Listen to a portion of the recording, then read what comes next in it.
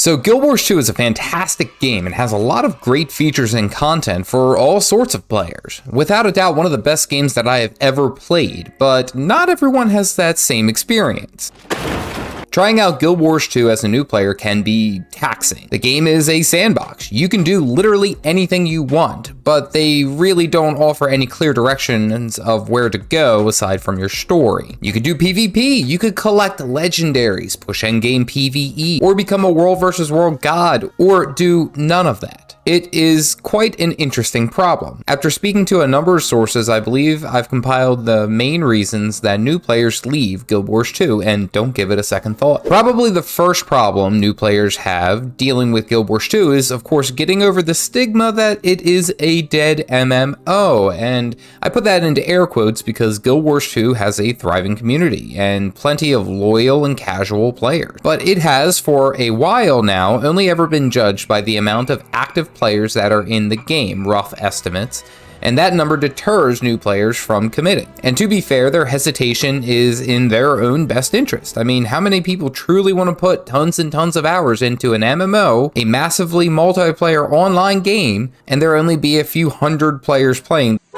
Now, that number, of course, is a severe undercut, as there are tons and tons of daily logins to work on projects, farming, endgame goals, all leveling, I mean, you name it. Players are playing the game. There is a consistent amount of player in most zones, all working on some type of achievement or goal.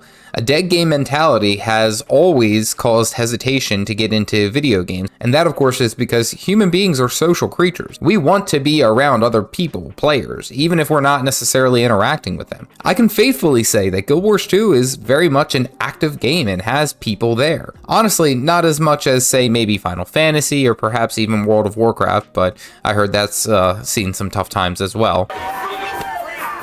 However, there are consistent and dedicated players, but this only covers half of the dead game argument. The second half of that is lack of content, and it of course is a joke in the MMO community as there is active development on the game from ArenaNet, but there is some truth in it. ArenaNet has taken well over a year to release brand new content after their End of Dragons release, and the first thing that was out was a remake of their very first Living World Season 1. Which of course is the DLC content in between expansions. Now, while it is great content, it may not appeal to the MMO enthusiasts, as MMORPGs in general are heavy time commitments. If you bust butt to get through all the great things about the game and its expansions, only to find that the next piece of content won't be out for another year, and even that, it's just a single map that can be finished in about an hour. Now what? While this is in fact active content being developed on the game, it doesn't provide a strong enough case to convince new players to commit their time and energy. My counter to this thought is the fact that most of the content in Guild Wars 2 is essentially evergreen. Literally, there is a reason to do all content in every zone or expansion because all the content in those zones has some role in endgame. There are mountains and mountains of relevant content for players to dig into, and even now, ArenaNet recently announced that brand new content is rolling out to players over the next year, and that they're focusing on smaller, shorter, bite-sized expansions that come out more frequently. So just trust the process. Another reason that new players may or may not stick around is the common problem with many older MMOs, and that is the grind to level 80 or max level. And really what that highlights is the game's slower start. Now, this day and age, there are tons of MMORPGs that have updated graphics engines, features, flashy combat, streamlined systems, and a new player who is trying Guild Wars 2 after all of those, for lack of better words, going to be a bit shocked that a 10-year-old game plays and looks, well, like a game from the early 2010s. Would you say something so controversial yet so brave? Now, this is of course because the core game in which you have to grind to max level is still relatively the same as it was at release. The graphics, the cutscenes, I mean, they show their age. Now, the more recent content, of course, is done better with interesting features, new elite specializations, and all that. If a new player watches these videos on more recent content and their releases, they are going to feel like they got the old bait and switch because they were drawn in with Picasso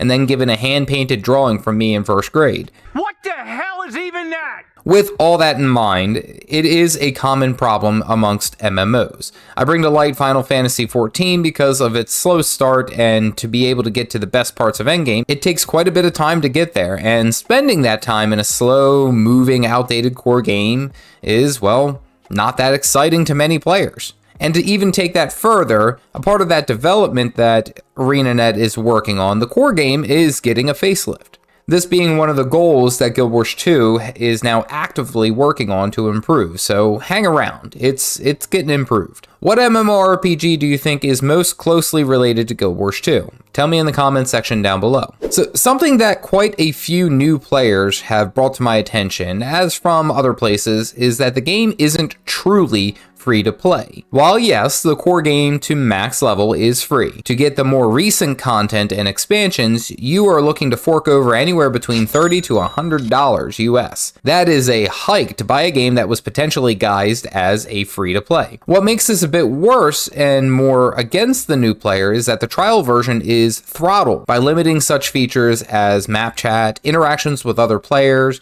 character slots, and even bag slots. This honestly puts new players at a massive disadvantage when compared to paid accounts, as it feels like you're being held hostage. Happy Star Wars Day, everyone! Now, to be fair, ArenaNet markets this as a free account, whereas I believe if it were to be honest, it should be labeled as a trialed account. Many new players coming in with the notion to the free-to-play account are going to be left, well, a bit off-put. Now, my counter thought for this is that new players should not view Guild Wars 2 as a free-to-play game. View it as a trial account, which what any business would do to entice players to dive deeper into the game. And I'm not saying it is particularly right, but I'm simply saying what the account is. And for that matter, once you purchase the game, you can play literally everything that's available out there. It is more a buy once, play forever game with a trial account service. Also, make sure to like and subscribe for great content that is somewhat related to coffee. I mean, damn, I don't even hold up my coffee mug in my videos anymore. Now, this is arguably the biggest reason that new players struggle with Guild Wars 2 and have no interest in coming back into the game. And that, of course, is the complexity of this game. Now, in my opinion, this has three subcomponents.